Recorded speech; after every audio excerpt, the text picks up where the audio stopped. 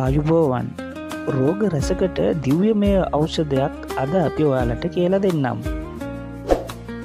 මේ තමයි මදුරුතලා නැත්නම් තුලසි කියන වටිනා ඖෂධීය ශාකය. ඩෙන්ගු වැනි දරුණු උණ රෝග සඳහා මදුරුතලා මුල්, විෂ්ණුකාන්ති, ඉඟුරු තෙවර්ගය කසාය කර බීමට දෙනවා.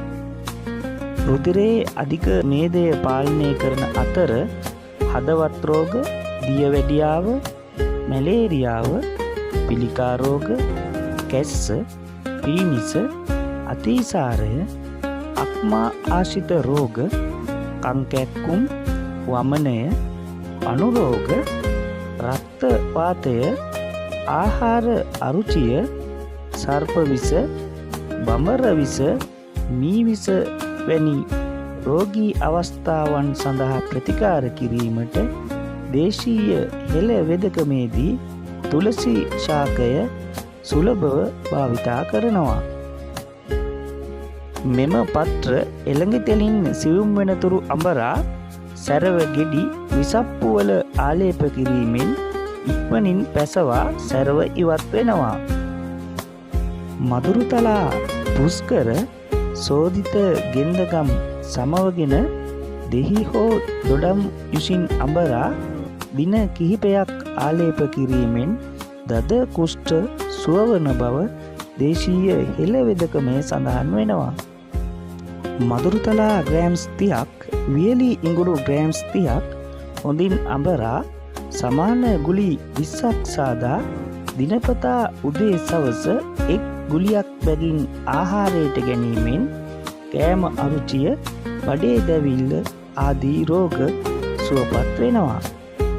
තුලසි පත්‍ර යුෂට හරි අඩක් සීනි මිශ්‍ර කර ලිප තබා පැණි පදමට එනතුරු රත් කර හොඳින් නිවුණු පසු වාතාශ්‍රය නොවදින ලෙස අසුරා උදේ සවස තේ හැන්ද බැගින් පානය කිරීමෙන් නාසයෙන් ලේ වහනය වීම, පීනිස, ඇදුම වැනි රෝග තත්ත්වයන් සමනය වෙනවා.